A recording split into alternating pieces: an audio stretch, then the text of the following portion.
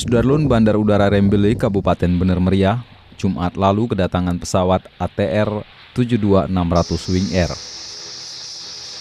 Maskapai berbadan sedang dengan kapasitas 72 penumpang milik Lion Group ini melakukan pendaratan perdana di Bandara Rembele.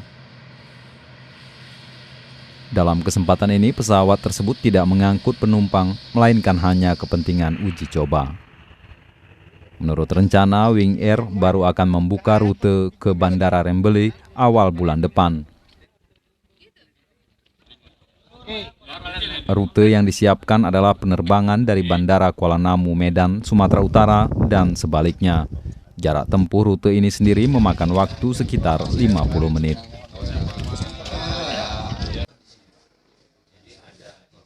Sudarlun Bandara Rembele di Kabupaten Bener Meriah sendiri telah rampung dikerjakan dengan memperpanjang landasan pacu atau runway dari 1.400 menjadi 2.250 meter.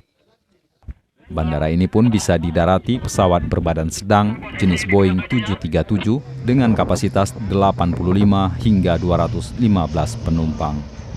Dari Redelong, Mahyadi, Serambion TV.